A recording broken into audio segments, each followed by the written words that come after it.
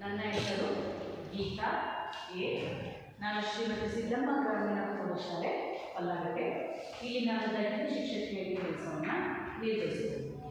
ನಾನಿವತ್ತು 9ನೇ ತರಗತಿಯಲ್ಲಿ ಬರುವಂತಹ, ಅದರಲ್ಲೂ ತಾತ್ವಿಕ ವಿಭಾಗದಲ್ಲಿ ಬರುವಂತಹ ಆರೋಗ್ಯ ಶಿಕ್ಷಣ. ನಾವು ನಮ್ಮ ಆರೋಗ್ಯವನ್ನು ಕಾಪಾಡ್ಕೋಬೇಕು ಅಂದರೆ ಅದ್ರ ಬಗ್ಗೆ ಸ್ವಲ್ಪ ಮಾಹಿತಿ ಬೇಕು. ಸಿಕ್ಕಿದ್ದೆಲ್ಲ ತಿನ್ನೋದು, ಅದನ್ನು ತಿನ್ನೋದಕ್ಕಿಂತ ಮುಂಚಿತವಾಗಿ ನಾವು ಅದರಿಂದ ಆಗುವಂಥ ಅನುಕೂಲ ಏನು, ಅದರಿಂದ ಆಗುವಂಥ ಅನಾನುಕೂಲ ಏನು ಅನ್ನೋದ್ರ ಬಗ್ಗೆ ತಿಳ್ಕೋಬೇಕು. ಹಾಗಾಗಿ ಆ ಆರೋಗ್ಯವನ್ನು ಕಾಪಾಡ್ಕೋಬೇಕು ಅಂತಿರುತ್ತೆ, ಅದಕ್ಕೆ ಅಗತ್ಯವಾಗಿರುವಂತಹ ಆರೋಗ್ಯ ಶಿಕ್ಷಣ ಬೇಕು. ಅದರಿಂದ ನಮಗೆ ಆರೋಗ್ಯ ಶಿಕ್ಷಣದಲ್ಲಿ ಬರುವಂತಹ ಸಾಮಾಜಿಕ ಆರೋಗ್ಯ ಅಧ್ಯಾಯ 10ರಲ್ಲಿ ಬರುವಂತಹ ಸಾಮಾಜಿಕ ಆರೋಗ್ಯದ ಬಗ್ಗೆ ನಾನು ನಿಮಗೆ ತಿಳಿಸ್ಕೊಡ್ತೇನೆ. ಈ ಪಾಠದಲ್ಲಿ ಕೆಳಗಿನ ಅಂಶಗಳನ್ನು ತಿಳಿಯುತ್ತೇವೆ. ಯಾವ್ಯಾವ ಅಂಶಗಳಪ್ಪ ಅಂತಂದರೆ, ಆರೋಗ್ಯ ಶಿಕ್ಷಣವು ಶೈಕ್ಷಣಿಕವಾದಂತಹ ಮಹತ್ವವನ್ನು ಪಡೆದಿದ್ದು, ಸಾಮಾಜಿಕ ಆರೋಗ್ಯಕ್ಕೆ ಸಂಬಂಧಿಸಿದಂತೆ ಸಾರ್ವಜನಿಕ ಸ್ಥಳಗಳಲ್ಲಿ ಆರೋಗ್ಯಕರವಾಗಿರುವಂತಹ ವಾತಾವರಣ ಮೂಡಿಸುವುದು ಮತ್ತು ಮೌಲ್ಯಗಳನ್ನು ಕಾಪಾಡಿಕೊಳ್ಳುವುದರ ಬಗ್ಗೆ ಈ ಪಾಠದಲ್ಲಿ ನಾವು ತಿಳಿದುಕೊಳ್ಬೇಕು.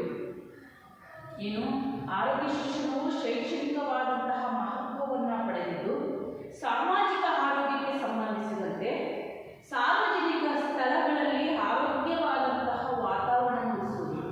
ಆರೋಗ್ಯ ಶಿಕ್ಷಣ ಸಾಮಾಜಿಕ ಆರೋಗ್ಯ ಶಿಕ್ಷಣಕ್ಕೆ ಸಂಬಂಧಿಸಿದಂತೆ ಸಾರ್ವಜನಿಕ ಸ್ಥಳಗಳಲ್ಲಿ ಆರೋಗ್ಯಯುತವಾದಂತಹ ವಾತಾವರಣವನ್ನು ಮೂಡಿಸಬೇಕು. ಆ ಸಾಮಾಜಿಕ ಸ್ಥಳಗಳಲ್ಲಿ, ಸಾರ್ವಜನಿಕ ಸ್ಥಳಗಳಲ್ಲಿ ಏನು ಮಾಡಬೇಕು, ಸಾರ್ವಜನಿಕ ಪ್ಲೇಸ್ಗಳು ಯಾವುದು, ಬಸ್ ಸ್ಟಾಪ್ ಆಗಿರ್ಬೋದು, ಹಾಸ್ಪಿಟಲ್ಗಳಾಗಿರ್ಬೋದು, ಸ್ಕೂಲ್ ಆಗಿರ್ಬೋದು, ಲೈಬ್ರರಿ ಆಗಿರ್ಬೋದು, ಮಾರ್ಕೆಟ್ಗಳಾಗಿರ್ಬೋದು, ಮತ್ತು ಅವರು ಇದು ಯಾವುದು ಲೈಬ್ರರಿ, ಮ್ಯೂಸಿಯಮ್ಸ್ಗಳು, ಇವೆಲ್ಲವುಗಳು ಕೂಡ ಸಾರ್ವಜನಿಕ ಸ್ಥಳಗಳು. ಅಂತಹ ಸ್ಥಳಗಳಲ್ಲಿ ಆರೋಗ್ಯಕರವಾದಂತಹ ವಾತಾವರಣ ಮೂಡಿಸುವುದು. ಅಲ್ಲೆಲ್ಲ ಸುಮ್ಮನೆ ಬಂದು ಅಲ್ಲೇ ತಿರ್ಕೊಂಡು ಕೂತ್ಕೊಳ್ಳೋದು, ಅಲ್ಲೇ ಉಗಿಯೋದು, ಅಲ್ಲೇ ಮಲಮೂತ್ರ ವಿಸರ್ಜನೆ ಮಾಡೋದು, ಈ ಥರನಾದಂತಹ ಸಾಮಾಜಿಕ ಸ್ಥಳಗಳಲ್ಲಿ, ಸಾರ್ವಜನಿಕ ಸ್ಥಳಗಳಲ್ಲಿ ಮಾಡೋದನ್ನು ನಿಲ್ಲಿಸೋದು. ಆ ಥರ ಆರೋಗ್ಯವನ್ನು ಸಾರ್ವಜನಿಕ ಸ್ಥಳಗಳಲ್ಲಿ ಆರೋಗ್ಯಕರವಾಗಿರುವಂತಹ ವಾತಾವರಣವನ್ನು ಸೃಷ್ಟಿ ಮಾಡಬೇಕು. ಹಾಗಾಗಿ ಆ ಸಾಮಾಜಿಕ ಮತ್ತು ಮೌಲ್ಯಗಳನ್ನು ಕಾಪಾಡಿಕೊಳ್ಳುವುದು. ಅವರಿಗೆ ಅದರದ್ದೇ ಆದಂತಹ ಮೌಲ್ಯಗಳಿರುತ್ತೆ, ಬೆಲೆ ಇರುತ್ತೆ. ಮೌಲ್ಯ ಅಂದರೆ ಬೆಲೆ. ಹಾಗಾಗಿ ಅದಕ್ಕೆ ಅದರದೇ ಆದ ಕ್ವಾಲಿಟಿ, ಕ್ವಾಂಟಿಟಿ, ಬೆಲೆ ಬಂದಿರುತ್ತೆ. ಆ ಬೆಲೆಯನ್ನು ಕಾಪಾಡುವಂತಹ ಅದರ ಬಗ್ಗೆ ನಾವು ಈ ಪಾಠದಲ್ಲಿ, ಸಾರ್ವಜನಿಕ ಸ್ಥಳಗಳು ಮತ್ತು ಅದರ ಮೌಲ್ಯಗಳ ಬಗ್ಗೆ ನಾವು ಈ ಪಾಠದಲ್ಲಿ ತಿಳಿತಾ ಹೋಗ್ತೇವೆ. ಸಾಮಾಜಿಕ ಆರೋಗ್ಯ ಅಂತ ಹೇಳಿದ್ರೆ ಅದರ ಅರ್ಥ, ಆರೋಗ್ಯ ಅಂತ ಸಾಮಾಜಿಕ ಆರೋಗ್ಯ ಅಂದರೆ ಏನು ಎನ್ನುವುದರ ಬಗ್ಗೆ ನಾವು ಅದರ ಅರ್ಥವನ್ನು ನಾವು ನೋಡ್ತೀವಿ. ಅದರ ಅರ್ಥ ನೋಡ್ತಾ ಹೋಗೋದಾದ್ರೆ, ಆರೋಗ್ಯಕರ ಸಮಾಜದ ನಿರ್ಮಾಣಕ್ಕಾಗಿ, ಆರೋಗ್ಯಕರ ಸಮಾಜದ ನಿರ್ಮಾಣಕ್ಕಾಗಿ ಪ್ರತಿಯೊಬ್ಬ ನಾಗರಿಕನು ಆರೋಗ್ಯದ ತಿಳುವಳಿಕೆಯನ್ನು ಹೊಂದುವುದು ಅತ್ಯವಶ್ಯವಾಗಿದೆ. ಆರೋಗ್ಯಕರ ಸಮಾಜದ ನಿರ್ಮಾಣಕ್ಕಾಗಿ ಪ್ರತಿಯೊಬ್ಬ ನಾಗರಿಕನು ಕೂಡ ಆರೋಗ್ಯದ ತಿಳುವಳಿಕೆಯನ್ನು ಹೊಂದುವುದು ಅತ್ಯವಶ್ಯಕ. ನಾವು ಆರೋಗ್ಯದ ಬಗ್ಗೆ ತಿಳ್ಕೋಬೇಕು ಅಂದರೆ ಅದರ ಬಗ್ಗೆ ಪ್ರತಿಯೊಬ್ಬ ನಾಗರಿಕನಿಗೂ ಕೂಡ ಅದರ ಅವಶ್ಯಕತೆ ತುಂಬ ಇದೆ. ಅದರ ಬಗ್ಗೆ ತಿಳ್ಕೊಂಡಿರ್ಬೇಕು. ಆರೋಗ್ಯದ ಬಗ್ಗೆ ಅವನಲ್ಲಿ ಸ್ವಲ್ಪ ಜ್ಞಾನ ಇರಬೇಕು. ಸಾಮಾಜಿಕ ಆರೋಗ್ಯದ ಬಗ್ಗೆ ತಿಳಿಯಬೇಕಾದರೆ ಆರೋಗ್ಯದ ಕುರಿತು ತಿಳಿಯಲೇಬೇಕು. ಆರೋಗ್ಯ ಶಿಕ್ಷಣ ಹಾಗೂ ಸಾಮಾಜಿಕ ಆರೋಗ್ಯ ಒಂದೇ ನಾಣ್ಯದ ಎರಡು ಮುಖ. ಈ ಆರೋಗ್ಯ ಶಿಕ್ಷಣ ಮತ್ತು ಸಾಮಾಜಿಕ ಶಿಕ್ಷಣ ಇವೆರಡೂ ಕೂಡ ಒಂದು ನಾಣ್ಯದ ಎರಡು ಮುಖ ಇದ್ದ ಹಾಗೆ. ಆರೋಗ್ಯ ಶಿಕ್ಷಣಕ್ಕೂ ಮತ್ತು ಸಾಮಾಜಿಕ ಆರೋಗ್ಯ ಎರಡೂ ಕೂಡ ಒಂದು ನಾಣ್ಯದ ಎರಡು ಮುಖ ಇದ್ದ ಹಾಗೆ. ಸಾಮಾಜಿಕ ಆರೋಗ್ಯವನ್ನು ಕಾಪಾಡಿಕೊಂಡು ಹೋಗಬೇಕಾದ್ರೆ ಸಮಾಜದ ಪ್ರತಿಯೊಬ್ಬ ಸದಸ್ಯರ ಸಹಕಾರ ಅತಿ ಅವಶ್ಯಕವಾಗಿದೆ. ಸಾಮಾಜಿಕ ಆರೋಗ್ಯವನ್ನು ಕಾಪಾಡಿಕೊಂಡು ಹೋಗಬೇಕು ಅಂತ ಹೇಳಿದ್ರೆ ಸಮಾಜದ ಪ್ರತಿಯೊಬ್ಬ ಸದಸ್ಯರ ಸಹಕಾರ ಅತ್ಯವಶ್ಯಕ. ಸಮಾಜದಲ್ಲಿ ಸಾಮಾಜಿಕ ಎಲ್ಲರಿಗೂ ಕೂಡ ಸಾಮಾಜಿಕ ಆರೋಗ್ಯವನ್ನು ಕಾಪಾಡಿ ಒಂದು ನೋಡಿ, ಈ ಟೈಮಲ್ಲೇ ಈ ಕೊರೋನಾ ಕೋವಿಡ್-19 ಇರುವ ಸಮಯದಲ್ಲಿ ಒಂದು ಹಳ್ಳಿಯಲ್ಲಿ ಆಶಾ ವರ್ಕರು, ಸಿಸ್ಟರ್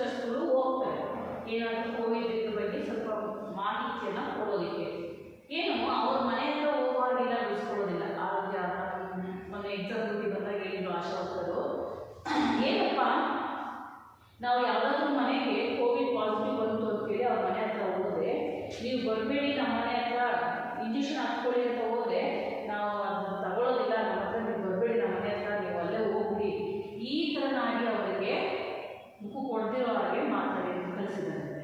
ಹಾಗಾಗಿ ಈ ಥರ ನಾವೇನಾದರೂ ಅವ್ರು ಏನು ಬರ್ತಾರೆ, ನಾವು ಒಳ್ಳೆಯದು ಬರ್ತಾ ಇರ್ತಾರೆ ಮನೆಗೆ, ಅದ್ರ ಬಗ್ಗೆ ಮಾಹಿತಿಯನ್ನು ತಿಳಿಸೋದಕ್ಕೆ, ಆ ಥರ ಇಂಜೆಕ್ಷನನ್ನು ಹಾಕ್ಸ್ಕೊಳ್ಳಿ, ಕೋವಿಡ್ ಬರೋದನ್ನು ತಡೆಯುತ್ತೆ ಅನ್ನುವಂಥ ಉದ್ದೇಶಕ್ಕಾಗಿ ಈ ಮನೆಗೆ ಭೇಟಿ ಕೊಟ್ಟು ಅವರು ನಮಗೆ ಸೂಕ್ತ ಸಲಹೆಗಳನ್ನು ನೀಡೋದಕ್ಕೆ ಅಂತೇಳಿ ಬರ್ತಾರೆ. ಆವಾಗ ಅದನ್ನು ನೀವು ತಪ್ಪಾಗಿ ಗ್ರಹಿಸ್ಕೋಬಾರ್ದು. ಏನು ಗ್ರಾಮಸ್ಥರನ್ನ ತಪ್ಪಾಗಿ ಗ್ರಹಿಸದೆ ಅವರು ಏನು ಹೇಳ್ತಾರೆ ಅದಕ್ಕೆ ಸ್ಪಂದಿಸಬೇಕು. ಆ ಥರದಂತಹ ಸಾಮಾಜಿಕ ಆರೋಗ್ಯವನ್ನು ಕಾಪಾಡ್ಕೋಬೇಕು ಅಂದರೆ ಅವರೆಲ್ಲರ ಸಹಕಾರ ಅತ್ಯವಶ್ಯ. ಎಲ್ಲರೂ ಕೂಡ ಸಹಕಾರವನ್ನು ಕೊಡಬೇಕು. ಸಮಾಜದಲ್ಲಿರುವಂತಹ ವ್ಯಕ್ತಿಗಳು, ಆಯಾ ಸಂಘ ಸಂಸ್ಥೆಗಳು, ಆಯಾ ಒಂದೇ ಜಾತಿಯ ಜನರು ವಾಸವಾಗಿರೋದಿಲ್ಲ. ಒಂದು ಹಳ್ಳಿಯಲ್ಲಿ ನಾನಾ ತರಹದ ಜಾತಿಗಳು ವಾಸವಾಗಿರ್ತವೆ. ಆ ಎಲ್ಲ ಜಾತಿಗಳು ಕೂಡ ಅವರಿಗೆ ಸಹಕಾರವನ್ನು ನೀಡಬೇಕು. ಯಾರಿಗೆ ಶಿಕ್ಷಣವನ್ನು ಕಾಪಾಡ್ಕೋಬೇಕು ಅಂತ ಹೇಳಿದರೆ ಆ ಸಮಾಜದಲ್ಲಿರುವಂಥ ಎಲ್ಲರ ಸಹಕಾರ ಅತ್ಯವಶ್ಯಕ. ಇದನ್ನು ಸಾಧಿಸಬೇಕು ಅಂದರೆ ನಾವೇನಾದರೂ ಹೇಳೋದನ್ನ ಅವ್ರು ಅರ್ಥ ಮಾಡ್ಕೊ, ಒಬ್ಬರು ಅನ್ಎಜುಕೇಟೆಡ್ ಇಂಜೆಕ್ಷನ್ ಅಂತಾರೆ. ನಾವೇ ಮನೆ ಹತ್ರ ವಾಸವಿರೋದು ಯಾರಾದರೂ ಇಂಜೆಕ್ಷನ್ ಹಾಕ್ಸ್ಕೊಂಡ್ರೆ, ಇಂಜೆಕ್ಷನ್ ಮಾಡ್ತಾರೆ, ಮಾಡಿಸ್ಕೊಂಡ್ಬಂದಿದ್ರೆ ಬಿಡಮ್ಮ ಇಲ್ಲೆಲ್ಲ ಬರುತ್ತೆ, ಒಳ್ಳೆ ಸಿಟಿಗಳಲ್ಲಿ ಬರುತ್ತೆ, ಇಲ್ಲೆಲ್ಲಿ 15 ಇಂಜೆಕ್ಷನ್ ಮಾಡ್ಕೊಂಡು ನಾವು ಹುಷಾರಿಲ್ಲ ಬರುತ್ತೆ, ಕೈ ನೋವು ಬರುತ್ತಂತೆ, ಚೆನ್ನಾಗಿರಲ್ಲ, ಈ ಥರನಾಗಿ ಮಾತನಾಡೋದು. ನಮ್ಮ ಹತ್ರ ಈ ಥರ ಮಾತಾಡ್ತಾರೆ. ವೈದ್ಯಕೀಯ ತಂಡ ಏನಾದರೂ ಹೋದ್ರೆ ಅವ್ರ ಹತ್ರ ಇನ್ನೇನು ಯಾವ ಥರನಾಗಿ ಮಾತಾಡಬಹುದು ಅನ್ನೋದನ್ನು ನಾವು ನೋಡಬೇಕು. ಆ ಥರವಾದಂಥ ನಾವು ಅವ್ರ ಹತ್ರ ನಾವೇನಾದರೂ ಹೇಳಿದ್ದು ಅವ್ರಿಗೆ ಕೇಳಬೇಕು, ಅವ್ರು ತಿಳ್ಕೋಬೇಕು ಅಂತ ಹೇಳಿದ್ರೆ ಅವರಲ್ಲಿ ನಾವು ಹೇಳುವಂತಹ ವಿಷಯವನ್ನು ತಿಳ್ಕೊಳ್ಳುವಂತಹ ಜ್ಞಾನ ಅವರಲ್ಲಿ ಇರಬೇಕು. ಅದರ ಬಗ್ಗೆ ಅವರಿಗೆ ಅರಿವು ಇರಬೇಕು. ಜ್ಞಾನ, ಯೋಗ್ಯವಾಗಿರುವಂತಹ ಜ್ಞಾನ ಇರಬೇಕು. ರೂಢಿ ಮತ್ತು ಮನೋವೃತ್ತಿಗಳು ಅಗತ್ಯವಾಗಿವೆ. ಅವರಲ್ಲಿ ನಾವು ಹೇಳುವಂತಹ ವಿಷಯವನ್ನು ಗ್ರಹಿಸಿಕೊಳ್ಳುವಂತಹ ಜ್ಞಾನ ಅವರಲ್ಲಿ ಇರಬೇಕು. ನಂತರ ಮನೋವೃತ್ತಿಗಳು ಅಗತ್ಯವಾಗಿವೆ. ಇವುಗಳನ್ನು ಆರೋಗ್ಯ ಶಿಕ್ಷಣದ ಮೂಲಕ ನಾವು ಸಾಧಿಸಬಹುದು. ಅವರಲ್ಲಿ ನಾವು ಹೇಳುವಂತಹ ವಿಷಯದ ಬಗ್ಗೆ ತಿಳ್ಕೊಳ್ಳುವಂತಹ ಜ್ಞಾನ ಅವಶ್ಯಕ. ರೂಢಿಗಳನ್ನು ಅವರು ಅದನ್ನು ರೂಢಿಸ್ಕೊಂಡ್ಬಂದಿರಬೇಕು. ಡಾಕ್ಟರ್ ಮಿಸ್ತ ಅವರ ಪ್ರಕಾರ ಸಮಾಜದ ಸುಸಂಘಟಿತ ಪ್ರಯತ್ನಗಳಿಂದ ಒಳ್ಳೆಯ ಆರೋಗ್ಯಯುತ ಮತ್ತು ನಿರ್ಮಲವಾದ ಪರಿಸರವನ್ನು ನಿರ್ಮಿಸಿ, ರೋಗಗಳನ್ನು ಪ್ರತಿಬಂಧಿಸಿ, ಅವುಗಳ ಚಿಕಿತ್ಸೆಗೆ ಯೋಗ್ಯ ವೈದ್ಯಕೀಯ ಮತ್ತು ಶುಶ್ರೂಷೆಯ ವ್ಯವಸ್ಥೆ ಮಾಡಿ, ವ್ಯಕ್ತಿಗಳಿಗೆ ತಮ್ಮ ವೈಯಕ್ತಿಕ ಆರೋಗ್ಯದ ಬಗ್ಗೆ ಮಾರ್ಗದರ್ಶನ ಮಾಡುವ ವಿಜ್ಞಾನಯುತ ಕ್ರಮವೇ ಸಾಮಾಜಿಕ ಆರೋಗ್ಯ. ಸಮಾಜದ ಸುಸಂಘಟಿತ ಪ್ರಯತ್ನಗಳಿಂದ, ಸಮಾಜದಲ್ಲಿರುವಂತಹ ಎಲ್ಲ ಸುಸಂಘಟಿತ ಸಂಘ ಸಂಸ್ಥೆಗಳ ಪ್ರಯತ್ನದಿಂದ ಒಳ್ಳೆಯ ಆರೋಗ್ಯಯುತ ಮತ್ತು ನಿರ್ಮಲವಾದ ಪರಿಸರವನ್ನು, ಒಳ್ಳೆಯ ಆರೋಗ್ಯಯುತವಾದಂತಹ ಯಾವುದೇ ರೋಗ ರುಜಿನಗಳು ಅಲ್ಲಿ ಇಲ್ಲದೇ ಇರುವಂತಹ, ಜಾಸ್ತಿ ಪ್ರಮಾಣದಲ್ಲಿ ಇಲ್ಲದೇ ಇರುವಂತಹ ನಿರ್ಮಲಯುತವಾದಂತಹ ಪರಿಸರವನ್ನು ನಿರ್ಮಿಸಿ, ರೋಗಗಳನ್ನು ಪ್ರತಿಬಂಧಿಸಿ, ಅಲ್ಲಿ ಯಾವುದೇ ರೋಗಗಳು ಬರೋದಕ್ಕೆ ಅವಕಾಶ ಇಲ್ಲ ಅಂತಹ ಕಡೆ ಪ್ರತಿಬಂಧಿಸಿ, ಅವುಗಳ ಚಿಕಿತ್ಸೆಗೆ ಯೋಗ್ಯ ವೈದ್ಯಕೀಯ ಮತ್ತು ಶುಶ್ರೂಷೆಯ ವ್ಯವಸ್ಥೆ ಮಾಡಿ, ವ್ಯಕ್ತಿಗಳಿಗೆ ತಮ್ಮ ವೈಯಕ್ತಿಕ ಆರೋಗ್ಯದ ಬಗ್ಗೆ ಮಾರ್ಗದರ್ಶನ ಮಾಡುವ ವಿಜ್ಞಾನಯುತ ಕ್ರಮವೇ ಸಾಮಾಜಿಕ ಆರೋಗ್ಯ. ಅವುಗಳ ಚಿಕಿತ್ಸೆಗೆ ಯೋಗ್ಯ ವೈದ್ಯಕೀಯ, ಆ ಥರ ಏನಾದರೂ ಬಂತು ಅಂದರೆ ಅಂತಹ ವೈದ್ಯಕೀಯ, ಯೋಗ್ಯ ವೈದ್ಯಕೀಯ ಚಿಕಿತ್ಸೆ ಮತ್ತು ಶುಶ್ರೂಷೆಯ ವ್ಯವಸ್ಥೆ ಮಾಡಿ, ವ್ಯಕ್ತಿಗಳಿಗೆ ತಮ್ಮ ವೈಯಕ್ತಿಕ ಆರೋಗ್ಯದ ಬಗ್ಗೆ ಮಾರ್ಗದರ್ಶನ ಮಾಡುವಂತಹ ವಿಜ್ಞಾನಯುತ ಕ್ರಮವೇ ಸಾಮಾಜಿಕ ಆರೋಗ್ಯ ಅಂತೇಳಿ ಹೇಳ್ತಾರೆ. ಯಾರು? Doctor Wilson. ಡಾಕ್ಟರ್ ಬ್ರೋಕಿಂಗ್ಲೈನ್ ಅವರ ಪ್ರಕಾರ ಒಂದು ಜ್ಞಾನ ಸಂಕಲ ಮತ್ತು ಅದನ್ನು ಕಾರ್ಯಗತ ಮಾಡುವ ವಿಧಾನವೇ ಸಾಮಾಜಿಕ ಆರೋಗ್ಯ. ಒಂದು ಜ್ಞಾನ ಸಂಕಲನ ಮತ್ತು ಅದನ್ನು ಕಾರ್ಯಗತ ಮಾಡುವಂತಹ ವಿಧಾನ, ಒಂದು ಜ್ಞಾನ ಸಂಕಲನ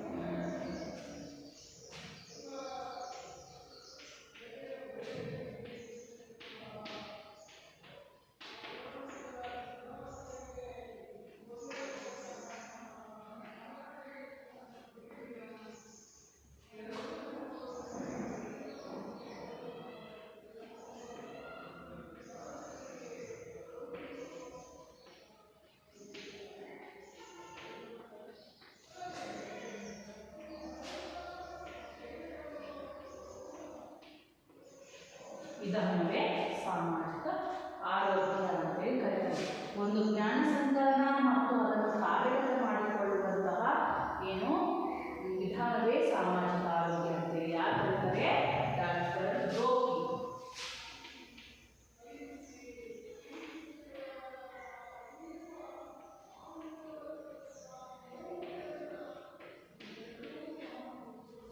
ಡಾಕ್ಟರ್ ಬ್ರೋಕಿ ಗೈಡ್ ಅವರು ಒಂದು ಜ್ಞಾನ ಸಂಕಲನ ಮತ್ತು ಅದನ್ನು ಕಾರ್ಯಗತ ಮಾಡುವಂತಹ ವಿಧಾನವನ್ನೇ ಏನು ಸಾಮಾಜಿಕ ಆರೋಗ್ಯ. ಸಮಾಜವನ್ನ ಸಾಂಸರ್ಗಿಕ ಹಾಗೂ ಉಳಿದ ರೋಗಗಳಿಂದ ಸಂರಕ್ಷಿಸಿ ಅದರ ಆರೋಗ್ಯವನ್ನ ಕಾಪಾಡಲು ಮತ್ತು ಉತ್ತಮಗೊಳಿಸಲು ಆಹಾರದ ಕಲಬೆರಕೆ, ನೀರಿನ ಮಲಿನತೆ, ಹವೆಯ ದೋಷ ಇವುಗಳನ್ನು ತಡೆಗಟ್ಟಿ ಒಳ್ಳೆಯ ವಾತಾವರಣದಲ್ಲಿ ಒಳ್ಳೆಯ ನಾಗರಿಕರು ಇರುವಂತೆ ಮಾಡುವ ಸಂಘಟಿತ ಪ್ರಯತ್ನಕ್ಕೆ ಸಾಮಾಜಿಕ ಆರೋಗ್ಯ ಅಂತ ಹೇಳಿದರು.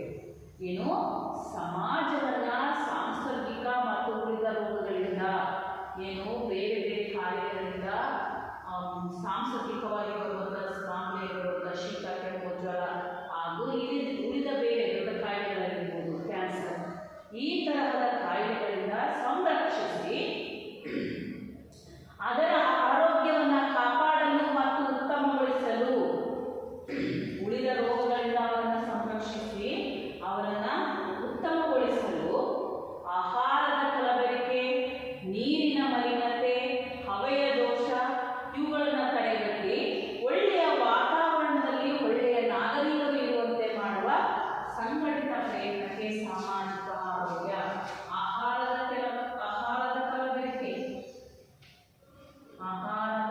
ಕಲಬೆರಕೆ ಮತ್ತು ಹವೆಯ ದೋಷ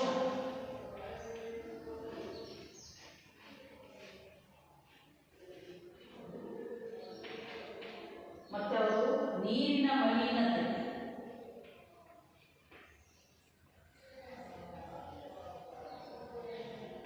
ಈ ಮೂರು ಕರೆಕ್ಟಾಗಿದ್ದರೆ ಒಬ್ಬ ವ್ಯಕ್ತಿಗೆ ಯಾವುದೇ ರೀತಿಯಾದಂತಹ ಕಾಯಿಲೆಗಳು ಸಾಮಾನ್ಯವಾಗಿ ಬರುವುದಿಲ್ಲ. ಏನು ಆಹಾರದ ಕಲಬೆರಕೆಯನ್ನು ಯಾವ ರೀತಿಯಾಗಿ ಮಾಡ್ತಾರೆ ನೋಡಿ. ಬ್ರೆಡ್ಗಳಲ್ಲಿ ಮಾಡ್ತಾರೆ, ಆಹಾರ ರಾಗಿಗಳಲ್ಲಿ ಮಾಡ್ತಾರೆ, ಜೋಳಗಳಲ್ಲಿ ಮಾಡ್ತಾರೆ, ಮತ್ತು ಯಾವುದು ನಾವು ತಿನ್ನುವಂತಹ ಆಹಾರಗಳಲ್ಲಿ ಈಗ ಗೋಧಿ ಹಿಟ್ಟಲ್ಲಿ ಬೇರೆ ಬೇರೆ ಥರನಾದ ಕಲಬೆರಕೆಯನ್ನು ನೋಡ್ತೀವಿ, ಎಣ್ಣೆಗಳಲ್ಲಿ ಕಲಬೆರಕೆಯನ್ನು ನೋಡ್ತೀವಿ. ನಂತರ ಗೋಧಿಗಳಲ್ಲಿ, ಕಾಳು ಪುಡಿಗಳಲ್ಲಿ ಬೇರೆ ಬೇರೆ ಥರನಾದ ಕಾಳುಗಳನ್ನು ಮಿಕ್ಸ್ ಮಾಡಿ, ಕಲ್ಲುಗಳನ್ನು ಮಿಕ್ಸ್ ಮಾಡೋದು ತೂಕ ಬರಲಿ ಅನ್ನೋ ಕಾರಣಕ್ಕೆ. ಈ ಥರನಾದಂತಹ ಆಹಾರಗಳಲ್ಲಿ ಕಲಬೆರಕೆಯನ್ನು ಮಾಡೋದ್ರಿಂದ ನಮ್ಮ ಆರೋಗ್ಯದಲ್ಲಿ ವ್ಯತ್ಯಾಸಗಳುಂಟಾಗಿ ಬೇರೆ ಬೇರೆ ಕಾಯಿಲೆಗಳಿಗೆ ಮನುಷ್ಯ ತುತ್ತಾಗ್ತಾನೆ. ಹಾಗಾಗಿ ನಾವು ಶುದ್ಧವಾಗಿರುವಂತಹ ಆಹಾರವನ್ನು ನಾವು ತೆಗೆದುಕೊಳ್ಬೇಕು. ಹಾಗೆ ಶುದ್ಧವಾಗಿರುವಂಥ ಆಹಾರ ಅಂದರೆ ಮಾಡಿರುವಂಥ ಆಹಾರವನ್ನು ಸೇವನೆ ಮಾಡುವಾಗ ಬಿಸಿ ಬಿಸಿಯಾಗಿರುವಂಥ ಆಹಾರದ ಸೇವನೆಯನ್ನು ಮಾಡಬೇಕು. ಅದು ತಣ್ಣಗಾಗಿ ಬೇರೆ ಅದನ್ನು ಮಾಡಿರುವಂಥ ಆಹಾರವನ್ನು ಮುಚ್ಚಿರುವಂಥ ವ್ಯವಸ್ಥೆ. ಹಾಗೆ ಗಾಳಿಯಲ್ಲಿ ಬಿಟ್ಟಾಗ ಬೇರೆ ಬೇರೆ ಕ್ರಿಮಿಕೀಟಗಳು ಅದರ ಮೇಲೆ ಹೋಗಿ ಕೂತಾಗ ಅದರ ರೋಗ ರುಜಿನಗಳು ಅದರಲ್ಲಿ ಬಿಡ್ತವೆ. ಅಂತಹ ಆಹಾರವನ್ನು ನಾವು ಸೇವನೆ ಮಾಡಿದಾಗ ಆಹಾರದ ಮೂಲಕ ನಮ್ಮ ದೇಹಕ್ಕೆ ರೋಗಗಳು ಸೇರ್ಕೊಳ್ತವೆ. ನಂತರ ನೀರಿನ ಹವೆಯ ದೋಷ. ಹವೆಯ ದೋಷ ಅಂದರೆ ಹಳ್ಳಿಗಳಲ್ಲಿ ಸಾಮಾನ್ಯವಾಗಿ ಈ ಥರದ ವಾತಾವರಣ ಕಂಡುಬರೋದು ಸ್ವಲ್ಪ ಕಡಿಮೆ. ಯಾವ ರೀತಿಯಾಗಿ ಹಳ್ಳಿಗಳಲ್ಲಿ ಕಂಡುಬರ್ತವೆ ಅಂದರೆ ನಿಂತ ನೀರು ವಾಸನೆಯಿಂದ ಅದರ ಗಾಳಿ ಮೂಲಕ ನಾವು ವಾಸನೆ ನಮ್ಮ ಮೂಗಿನ ಮೂಲಕ ದೇಹವನ್ನು ಆಮ್ಲಜನಕದ ಮೂಲಕ ನಮ್ಮ ದೇಹವನ್ನು ಸೇರುತ್ತೆ. ಹಾಗೆ ಯಾವುದಾದ್ರೂ ಕೆಟ್ಟ ಪ್ರಾಣಿಗಳ ಕೆಟ್ಟ ಕೊಳೆತಂತಹ ವಸ್ತು ಅಲ್ಲೇ ಕಸ ರಾಶಿ ಇದ್ದಾಗ ಅದರ ಮೇಲೆ ಕೂತಂತಹ ನೊಣಗಳು ಅವೆಲ್ಲ ಬಂದು ಅದರ ನೀರನ್ನು ನಾವು ಬಳಸೋದ್ರಿಂದ, ಜೊತೆಗೆ ಊರಿನಲ್ಲಿ ಬರುವಂತಹ ನೀರಿನ ಮಲಿನತೆ, ಮಿಕ್ಸ್ ಆಗಿರುವಂತಹ ನೀರನ್ನು ಸೇವನೆ ಮಾಡೋದ್ರಿಂದ.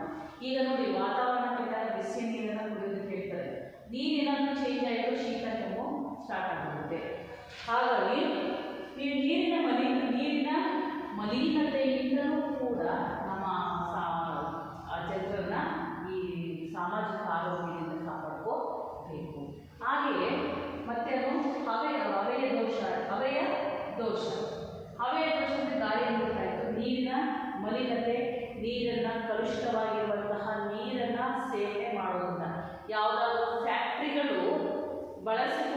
ವೇಸ್ಟ್ ಆಗಿರುವಂತಹ ನೀರನ್ನು ಹರಿದುಕೊಂಡು ಬಂದು ಕೆರೆ ಅಥವಾ ಹಳ್ಳಗಳಿಗೆ ಸೇರಿಕೊಂಡಾಗ ಆ ನೀರನ್ನು ಮನೆಗಳಿಗೆ ಸರಬರಾಜು ಮಾಡಿದಾಗ, ಆ ಕಾರ್ಖಾನೆಯಿಂದ ಬಿಡುವಂತಹ ನೀರನ್ನು ಯಾವುದಾದ್ರೂ ಕೆರೆಗಳಿಗೆ ಅಥವಾ ಹಳ್ಳಗಳಿಗೆ ಬಿಟ್ಟಾಗ ಆ ನೀರನ್ನು ಏನು ಮಾಡ್ತಾರೆ, ಅಲ್ಲಿಯ ಸುತ್ತಮುತ್ತಲ ಜನ ಅಥವಾ ಬೇರೆ ಮನೆಗಳಿಗೆ ನೀರಿನ ಸರಬರಾಜು ವ್ಯವಸ್ಥೆಯಲ್ಲಿ ಸೇರಿ ಆ ನೀರನ್ನು ಮನೆಗಳಿಗೆ ಬಿಟ್ಟಾಗ ಆ ನೀರನ್ನು ಕುಡಿಯೋದ್ರಿಂದ ಆರೋಗ್ಯಕ್ಕೆ ಹಾನಿಯಾಗುತ್ತೆ. ಜೊತೆಗೆ ದೇಹಕ್ಕೂ ಕೂಡ ದೇಹಕ್ಕೆ ಚರ್ಮದ ಕಾಯಿಲೆಗಳು ತುತ್ತಾಗಬಹುದು. ಹಾಗೆಯೇ ಆ ನೀರನ್ನು ಬಳಸೋದ್ರಿಂದ ಅಂಗವೈಫಲ್ಯಗಳು, ಕುಡಿಯೋದ್ರಿಂದ ಅಂಗವೈಫಲ್ಯಗಳಿಗೆ ತುತ್ತಾಗುವುದು. ಆಹಾರದ ಕೇಂದ್ರಗಳು ಕೂಡ ಅನೇಕ ಕಾಯಿಲೆಗಳಿಗೆ ತುತ್ತಾಗ್ತದೆ. ದೋಷ, ಅವಯ ದೋಷದಿಂದ ಯಾವುದು ಗಾಳಿಯ ಮೂಲಕ ಅವಯ ದೋಷದಿಂದ, ನಂತರ ವಾಹನಗಳು ಬಿಡುವಂತಹ ಕೆಟ್ಟ ಗಾಳಿಯಿಂದ, ಯಾವುದು ಇಂಗಾಲ ಡೈಆಕ್ಸೈಡ್ ನಾವು ಯಾವ ರೀತಿ ಆಗ್ತೀವೋ ಅದೇ ರೀತಿಯಾಗಿ ವಾಹನಗಳು ಅವಯ ಮೂಲಕ, ಗಾಳಿಯ ಮೂಲಕ ಏನು ಕೆಟ್ಟ ಗಾಳಿಯ ಮೂಲಕ ಹೊಗೆ ಬಿಡುತ್ತೆ ಅಂತ ಹೇಳ್ತೀವಿ. ಕಾರು, ಬೈಕು, ಎಲ್ಲವೂ ಬಸ್ಸು, ಎಲ್ಲವೂ ಕೂಡ ಕೆಟ್ಟ ಲಾರಿಗಳು ಎಲ್ಲವೂ ಕೂಡ ಹೊಗೆಯನ್ನು ಹೊರಬಿಟ್ಟಿದ್ದಾಗ ಅಲ್ಲಿರುವಂತಹ ವಾತಾವರಣ ಕಲುಷಿತ ಆಗುತ್ತೆ. ಏನು ನೀರಿನ ಮಲಿನತೆ, ಅವಯ ದೋಷ, ಆಹಾರದ ಕೆಲವರಿಂದ ಈ ಮೂರರಿಂದಲೂ ಕೂಡ ನಾವು ಏನನ್ನ ತಡೆಗಟ್ಟಿ, ಮೂರನ್ನು ತಡೆಗಟ್ಟಿ ಒಳ್ಳೆಯ ವಾತಾವರಣದಲ್ಲಿ ಒಳ್ಳೆಯ ನಾಗರಿಕರು ಇರುವಂತೆ ಮಾಡುವ ಸಂಘಟಿತ ಪ್ರಯತ್ನಕ್ಕೆ ಸಾಮಾಜಿಕ ಆರೋಗ್ಯ ಅಂತೇಳಿ ನಾವು ಹೇಳ್ಬೋದು. ಸಾಮಾಜಿಕ ಆರೋಗ್ಯವನ್ನು ಕಾಪಾಡುವುದು ಪ್ರತಿಯೊಬ್ಬ ನಾಗರಿಕನ ಆದ್ಯ ಕರ್ತವ್ಯವಾಗಿರುತ್ತದೆ. ಬರೀ ನಾವು ಒಬ್ಬರದಲ್ಲ ಆ ಊರಿನ ಗ್ರಾಮ ಪಂಚಾಯತ್ ಅಧ್ಯಕ್ಷರಿಗಿಂತ ಆ ನೀರು ನಿಂತಿದ್ರೆ, ಕೊಳ್ತೋಗಿದ್ರೆ, ಯಾವುದಾದ್ರು ಸತ್ತೋಗಿದ್ರೆ, ಏನಾದರೂ ಕೆಟ್ಟೋಗಿದ್ರೆ ಅಂತ ಅಲ್ಲ.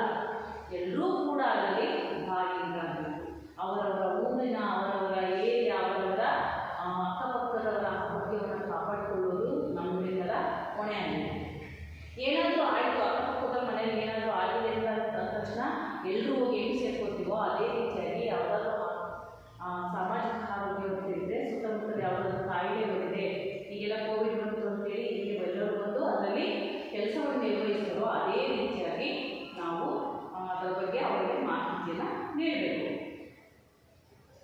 ಉತ್ತಮ ಸಾಮಾಜಿಕ ಆರೋಗ್ಯವನ್ನು ಹೊಂದಲು ನಾವು ಕೆಳಗಿನ ರೂಢಿಗಳನ್ನು ನಾವೆಲ್ಲರೂ ಅನುಸರಿಸುವುದು ಅತ್ಯವಶ್ಯ. ಯಾವ ಯಾವ ರೂಢಿಗಳನ್ನು ನಾವು ಉತ್ತಮವಾಗಿರುವಂತಹ ಸಾಮಾಜಿಕ ಆರೋಗ್ಯವನ್ನು ಕಾಪಾಡ್ಕೋಬೇಕು ಅಂತಿದ್ರೆ ಯಾವ ರೂಢಿಗಳನ್ನು ಬೆಳೆಸ್ಕೋಬೇಕು? ಕಂಡಲ್ಲಿ ಉಗುಳುವುದು, ಸೀಳುವುದು, ಬಹಿರ್ದೆಸೆಗೆ ಹೋಗುವುದನ್ನು ನಿಲ್ಲಿಸಬೇಕು. ರೂಢಿಗಳನ್ನು ಬೆಳೆಸ್ಕೋಬೇಕು. ಅವು ಯಾವ್ಯಾವಪ್ಪ ಅಂತ ಹೇಳಿದ್ರೆ,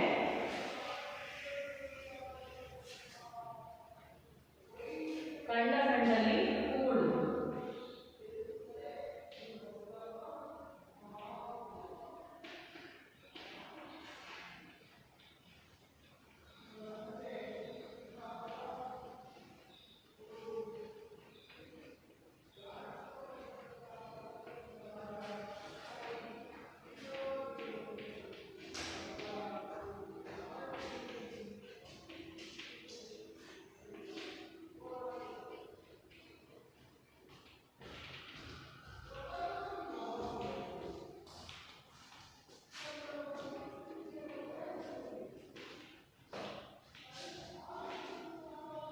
ಏನು ಕಂಡಲ್ಲಿ ಉಗುಳೋದನ್ನ, ಬಹಿರ್ದೆಸೆಗೆ ಹೋಗೋದನ್ನ ತಡಿಬೇಕು.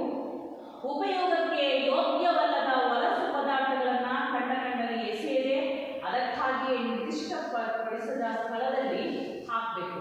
ಏನು ಕಂಡಲ್ಲಿ ಉಗುಳುವುದು? ಏನು ಹೇಳ್ತಾರೆ, ಬಸ್ ಸ್ಟಾಪ್ಗಳಲ್ಲೆಲ್ಲ ಬರ್ಸಿರ್ತಾರೆ, ಇಲ್ಲಿ ಯಾವುದೇ ಭಿತ್ತಿಪತ್ರಗಳನ್ನು ಅಂಟಿಸಬಾರದು, ಇಲ್ಲಿ ಯಾರೂ ಕೂಡ ಉಗುಳಬಾರದು ಹಾಗಂತ ಬರ್ದಿರ್ತಾರೆ, ಅಲ್ಲೇ ಉಗುಳ್ತಾರೆ. ಆ ಥರನಾದಂತಹ ಏನು ಕಂಡಲ್ಲಿ ಉಗುಳುವುದು, ನಂತರ ಬಹಿರ್ದೆಸೆಗೆ ಹೋಗುವುದನ್ನು ತಡೆಯಬೇಕು. ಯಾರೂ ಕೂಡ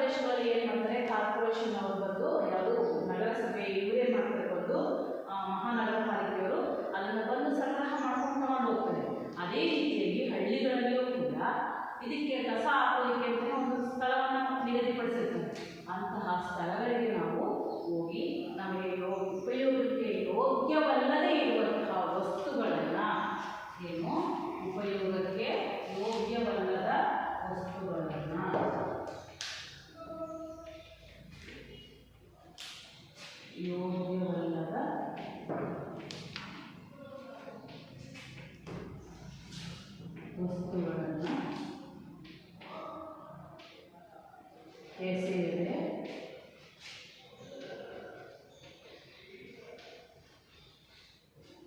ಅದಕ್ಕೆ ನಿಗದಿಪಡಿಸಿದ ಸ್ಥಳದಲ್ಲಿ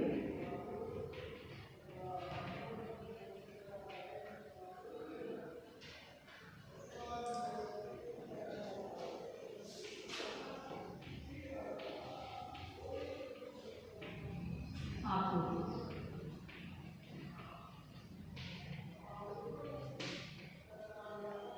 ಹಾಗಾಗಿ ಅದಾಯಿತು.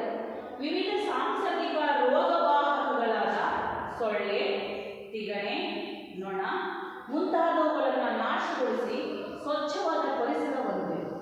ಈ ಸೊಳ್ಳೆಗಳು ಉತ್ಪತ್ತಿ ಆಗುವುದೆಲ್ಲಿ? ಎಲ್ಲಿ ಮನೆಯ ಸುತ್ತಮುತ್ತ ಯಾವ ಜಾಗದಲ್ಲಿ ನೀರು ನಿಂತಿರುತ್ತೋ ಅದು ಸೊಳ್ಳೆಯ ಉಗಮ ಸ್ಥಾನ ಅಂತ ಕರೀತಾರೆ. ಹಾಗಾಗಿ ನಾವು ಸೊಳ್ಳೆಗಳು ಉತ್ಕೋಬಾರ್ದು ಅನ್ನೋದಾದ್ರೆ ಆ ನೀರು ಹರಿದುಕೊಂಡು ಹೋಗುವ ವ್ಯವಸ್ಥೆಯನ್ನು ಮಾಡಬೇಕು. ಚರಂಡಿಗಳನ್ನು ಸ್ವಚ್ಛ ಮಾಡ್ಕೋಬೇಕು. ಒಟ್ಟಾರೆ ನಮ್ಮ ಮನೆಯ ಸುತ್ತಮುತ್ತಲ ವಾತಾವರಣವನ್ನು ನಾವು ಸ್ವಚ್ಛವಾಗಿ ಇಟ್ಕೋಬೇಕು. ಆಗ ಸೊಳ್ಳೆಗಳ ಉತ್ಪತ್ತಿಯನ್ನು ನಾವು ನಾಶ ಮಾಡಬಹುದು. ತಿಗಣೆಗಳು ಕೂಡ ಅಷ್ಟೇ ಮನೆಯ ಒಳಗಡೆ ಹಾಸಿಗೆಯಲ್ಲಿ ಅವು ಕಾಣಿಸ್ಕೊಳ್ತವೆ. ಅವನ್ನ ಏನು ಮಾಡಬೇಕು ನಾವು ಒಟ್ಟಿಗೆ ವಾರಕ್ಕೊಂದ್ಸಲನಾದರೂ ಆ ಹಾಸಿಗೆಗಳನ್ನು ತೊಳೆಯೋದು, ಬಿಸಿಲಿಗೆ ಹಾಕೋದು ಮಾಡಿದಾಗ ಔಷಧಿಗಳನ್ನು ಸಿಂಪಡಿಸೋದು, ಈ ರೀತಿಯಾಗಿ ಮಾಡಿದಾಗ ಆ ತಿಗಣೆಗಳನ್ನು ಸರ್ವನಾಶ ಮಾಡಬಹುದು. ನೊಣ, ನಾವು ಯಾವುದಾದ್ರೂ ಒಂದು ಆಹಾರವನ್ನು ಸಿಹಿಯಾಗಿರುವಂಥ ಆಹಾರವನ್ನು ನಾವು ತೆರೆದಿದ್ದಾಗ ಅಥವಾ ಏನಾದರೂ ನಾವು ಮನೆಯಲ್ಲಿ ಏನಾದರೂ ಸತ್ತೋಗಿದೆ ಅಂದರೆ ಏನಾದರೂ ಅಡಿಗೆ ಮಾಡಿದಂಥ ಆಹಾರವನ್ನು ತೆರೆದಿದ್ದಾಗ ಅಲ್ಲಿ ಆ ನೊಣಗಳು ಬಂದು ಸೇರಿಕೊಂಡು ಅದನ್ನು ಸೇವನೆ ಮಾಡೋದ್ರಿಂದಲೂ ಕೂಡ ನಮಗೆ ಕಾಯಿಲೆಗಳಿಗೆ ತುತ್ತಾಗ್ತದೆ. ಹಾಗಾಗಿ ಈ ಥರ ಸೊಳ್ಳೆ, ನೊಣ, ತಿಗಣೆಗಳು ಉತ್ಪತ್ತಿ ಆಗುವಂತಹ ಏನನ್ನು ನಾಶಗೊಳಿಸಿ ಸ್ವಚ್ಛವಾಗಿರುವಂತಹ ಪರಿಸರವನ್ನು ನಾವು ಹೊಂದಬೇಕು. ಸೊಳ್ಳೆ, ತಿಗಣೆ, ನೊಣ.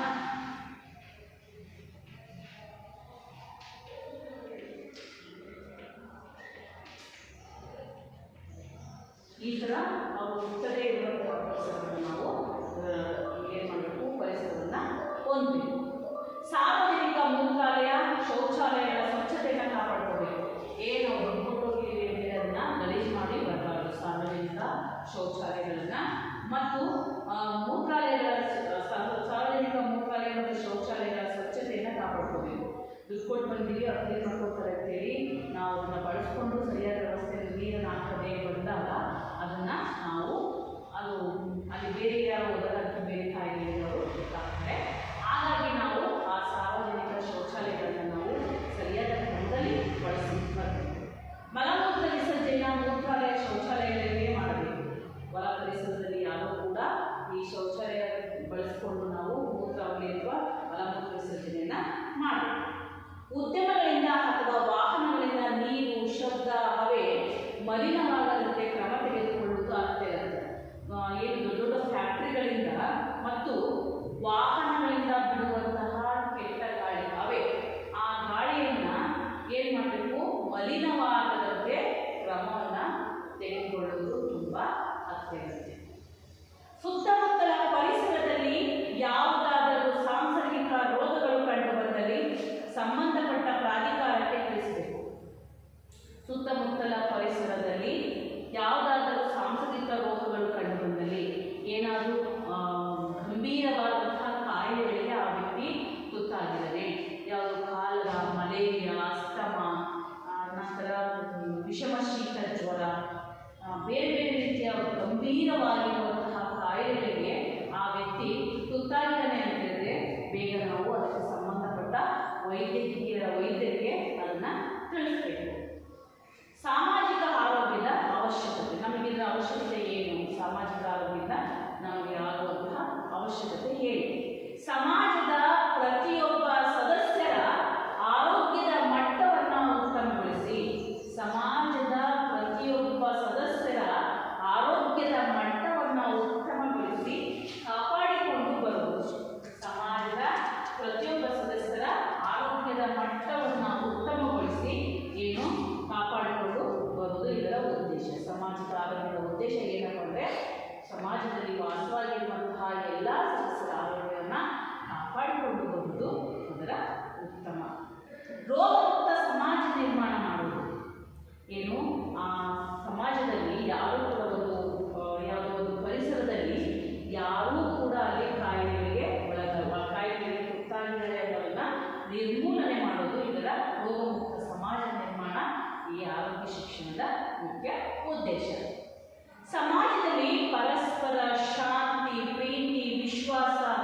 ಸೌಹಾರ್ದತೆಯನ್ನು ಅಭಿವೃದ್ಧಿಪಡಿಸೋದು. ಈ ಸಾಮಾಜಿಕ ಆರೋಗ್ಯದ ಉದ್ದೇಶ ಅಂದರೆ ಅಲ್ಲಿ ಒಂದು ಪರಿಸರದಲ್ಲಿ ವಾಸವಾಗಿರುವಂತಹ ಎಲ್ಲ ಸದಸ್ಯರ ಪ್ರೀತಿ, ವಿಶ್ವಾಸ, ನಂತರ ಶಾಂತಿ, ಪ್ರೀತಿ, ವಿಶ್ವಾಸ, ಸೌಹಾರ್ದತೆಯನ್ನು ಮೂಡಿಸೋದೇ ಈ ಸಾಮಾಜಿಕ ಆರೋಗ್ಯದ ಉದ್ದೇಶ. ಸಂತೋಷದಾಯಕ ಆರೋಗ್ಯಯುತ ಜೀವನ ನಡೆಸಲು ಸಹಾಯ ಮಾಡುವುದು. ಸಂತೋಷದಾಯಕವಾಗಿರುವಂತಹ ಆರೋಗ್ಯಯುತವಾಗಿರುವಂತಹ ಜೀವನ ನಡೆಸೋದಕ್ಕೆ ಸಹಾಯವನ್ನು ಮಾಡುತ್ತಿರುವುದು ಸಾಮಾಜಿಕ ಆರೋಗ್ಯ. ಈ ಸಾಮಾಜಿಕ ಆರೋಗ್ಯದ ಉದ್ದೇಶ ಏನಪ್ಪ ಅಂತ ಹೇಳಿದ್ರೆ, ಆ ಒಂದು ಪರಿಸರದಲ್ಲಿ ವಾಸವಾಗಿರುವಂತಹ ಎಲ್ಲ ಸದಸ್ಯರು ಆರೋಗ್ಯವಾಗಿರಬೇಕು, ಸಂತೋಷಯುತವಾಗಿರಬೇಕು, ಸಂತೋಷಯುತವಾಗಿ ಜೀವನವನ್ನು ನಡೆಸೋದಕ್ಕೆ ಸಹಾಯವನ್ನು ಮಾಡುತ್ತೆ ಯಾವುದು ಈ ಸಾಮಾಜಿಕ ಆರೋಗ್ಯ. ನಂತರ ಇಷ್ಟು ಈ ಸಾಮಾಜಿಕ ಆರೋಗ್ಯದಲ್ಲಿ ನಾವು ರೂಢಿಗಳನ್ನು ನೋಡಿದ್ವಿ. ನಂತರ ಅದರ ಅವಶ್ಯಕತೆ ಏನು ಅನ್ನೋದನ್ನು ನೋಡಿದ್ವಿ. ಸಾಮಾಜಿಕ ಆರೋಗ್ಯದ ಆರೋಗ್ಯ ಅಂತಂದರೆ ಏನು? ಸಾಮಾಜಿಕ ಆರೋಗ್ಯದಿಂದ ನಾವು ಒಬ್ಬ ವ್ಯಕ್ತಿಗೆ ಏನಾದರೂ ಆರೋಗ್ಯದ ಸಮಸ್ಯೆ ಆಗಿದೆ ಅಂತಂದರೆ ಅದನ್ನು ಯಾವ ರೀತಿಯಾಗಿ ನಾವು ಕಾಪಾಡ್ಕೋಬೇಕು, ಒಂದು ಜ್ಞಾನ ಸಂಕಲನ ಅಥವಾ ಕಾರ್ಯಗತ ಮಾಡುವಂತಹ ವಿಧಾನವನ್ನೇ ನಾವು ಸಾಮಾಜಿಕ ಆರೋಗ್ಯ ಅಂತ ಕರಿತೀವಿ. ಅದರ ರೂಢಿಗಳನ್ನು ನೋಡಿದ್ರೆ ಕಂಡಲ್ಲಿ ಉಗುಳೋದು, ಸೀನೋದು, ಬಹಿರಿಸಿಗೆ ಹೋಗೋದು, ತಿಗಣೆ, ನೊಣ ಯಾವುದೂ ಕೂಡ ಉಗುಳಾಗಿ ನೋಡ್ಕೋಬೇಕು. ನಂತರ ಮಲಮೂತ್ರ ವಿಸರ್ಜನೆಯನ್ನು ಕಡ್ಡಾಯ ಮಾಡಬಾರ್ದು. ಉದ್ಯಮಗಳಿಂದ ಮತ್ತು ವಾಹನಗಳಿಂದ ಬಿಡುವಂತಹ ನೀರು, ಶಬ್ದ, ಮಲಿನತೆಯನ್ನು ನಾವು ಕ್ರಮ ತೆಗೆದುಕೊಳ್ಬೇಕು. ಸುತ್ತಮುತ್ತಲ ಪರಿಸರದಲ್ಲಿ ಯಾವುದಾದರೂ ಸಾಂಸ್ಕೃತಿಕ ರೋಗಗಳು ಕಂಡುಬಂದಲ್ಲಿ ಬೇಗನೆ ನಾವು ವೈದ್ಯಕೀಯ ತಂಡಕ್ಕೆ ತಿಳಿಸಬೇಕು. ನಂತರ ವಲಸು ಪದಾರ್ಥಗಳನ್ನು ಹಾಕುವಂಥ ಸ್ಥಳಗಳಲ್ಲಿಯೇ ನಾವು ಆ ವಲಸು ಪದಾರ್ಥಗಳನ್ನು ಹಾಕಬೇಕು. ನಂತರ ಸಾಮಾಜಿಕ ಆರೋಗ್ಯದ ಅವಶ್ಯಕತೆ ಏನು ಅಂತ ಹೇಳಿದರೆ, ಈ ಸಾಮಾಜಿಕ ಆರೋಗ್ಯದ ಅವಶ್ಯಕತೆ ಏನಪ್ಪ ಅಂತಂದರೆ ಪ್ರತಿಯೊಬ್ಬ ಸದಸ್ಯರ ಆರೋಗ್ಯದ ಮಟ್ಟವನ್ನು ಉತ್ತಮಗೊಳಿಸೋದು, ನಂತರ ರೋಗಮುಕ್ತ ಸಮಾಜದ ನಿರ್ಮಾಣ ಮಾಡೋದು, ಸಮಾಜದಲ್ಲಿ ವಾಸ ಮಾಡುವಂತಹ ಎಲ್ಲ ಸದಸ್ಯರ ಶಾಂತಿ, ಪ್ರೀತಿ, ವಿಶ್ವಾಸ, ಸೌಹಾರ್ದತೆಯನ್ನು ಅಭಿವೃದ್ಧಿಪಡಿಸೋದು, ಹಾಗೆಯೇ ಅಲ್ಲಿ ವಾಸ ಮಾಡುವಂತಹ ಎಲ್ಲ ಸದಸ್ಯರು ಸಂತೋಷದಾಯಕವಾಗಿ ಆರೋಗ್ಯಯುತವಾಗಿ ಜೀವನ ನಡೆಸುವಂತಹ ಸಹಾಯವನ್ನು ಮಾಡೋದು. ಇದು ಇದರ ಸಾಮಾಜಿಕ ಆರೋಗ್ಯದ ಉದ್ದೇಶ. ಇಷ್ಟು ನಾವು ಈ ಆರೋಗ್ಯ ಶಿಕ್ಷಣದಲ್ಲಿ ಬರುವಂತಹ ಸಾಮಾಜಿಕ ಆರೋಗ್ಯ ಎಂದರೇನು, ಅದರ ರೂಢಿಗಳು ಯಾವುವು, ಅದರ ಅವಶ್ಯಕತೆ ಏನು ಅನ್ನೋದ್ರ ಬಗ್ಗೆ ನಾವು ತಿಳ್ಕೊಂಡ್ವಿ. ನಂತರ ತರಗತಿಯಲ್ಲಿ ಆರೋಗ್ಯಕರ ಪರಿಸರದಿಂದ ಆಗುವಂತಹ ಪ್ರಯೋಜನಗಳು ಯಾವ್ಯಾವು ಅನ್ನೋದನ್ನು ನಾವು ಮುಂದಿನ ತರಗತಿಯಲ್ಲಿ ತಿಳ್ಕೊಳ್ಳೋಣ. ಧನ್ಯವಾದಗಳು.